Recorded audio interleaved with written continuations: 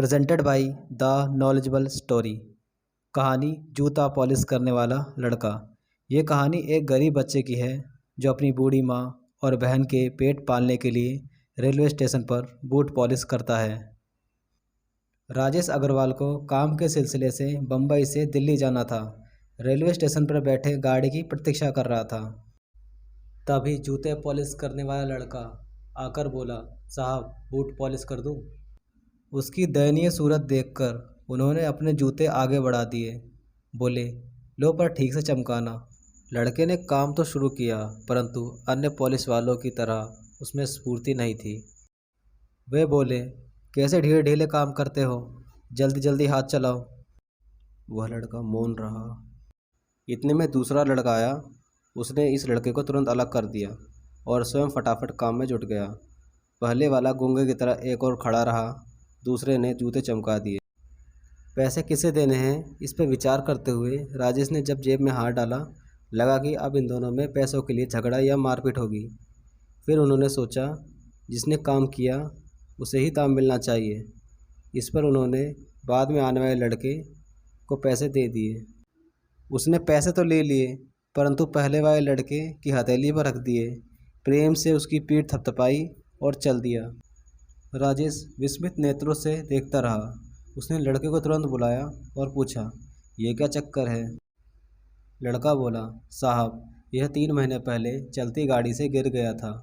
हाथ पैर में बहुत चोट आई थी। ईश्वर की कृपा से बेचारा बच गया, नहीं तो इसकी वृद्ध माँ और बहनों का क्या होता। बहुत स्वाभिमानी है, भीख नहीं मांग सकता। फिर थोड़ा रुककर बोला, साहब यहाँ जूते पॉलिश करने वालों का हमारा समूह है और इसमें एक देवता जैसे हम सबके प्यारे बाबा जी हैं, जिन्हें सब सत्संगी बाबा जी कहकर पुकारते हैं। वे सत्संग में जाते हैं और हमें भी सत्संग की बातें बताते हैं। उन्होंने ही ये सुझाव रखा है कि बच्चों, अब यह पहले की तरह स्फूर्ति से काम नहीं कर सकता तो क्या हुआ। ईश्वर ने हम सबको अपने साथी के प्रति सक्रिय हित, त्याग भावना, स्नेह, सहानुभूति, एकत्व का भाव प्रकट करने का एक अवसर दिया है। जैसे पीठ, पेट, चेहरा, हाथ पैर भिन्न भिन्न दिखाई देते हुए भी एक ही शरीर के अंग हैं, ऐसे ही हम सभी शरीर से भिन्न भिन्न दिखाई देते हुए भी एक ही आत्मा हम सब में एक है।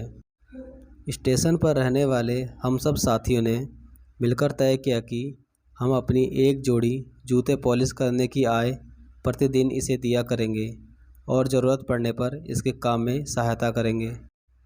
जूते पॉलिश करने वालों के दल में आपसी प्रेम, सहयोग, एकता तथा मानवता की ऐसी ऊंचाई देखकर राजेश चकित रह गया और खुशी से उसकी पीठ थपथपाई और सोचने लगा, शायद इंसानियत अभी तक जिंदा है। शिक्षा। अपंग और स्वाभिमानी व्यक्ति की सदैव सहायता करनी चाहिए। अपंग से दुआ और स्वाभिमानी व्यक्ति से दुख में सहायता मिल जाती है। मनुष्य कितना भी पूजा पाठ, यज्ञ हवन और नमाज अदा कर ले, अगर वो मनुष्य होकर किसी मनुष्य का ना हुआ तो ईश्वर उसका कैसे होगा।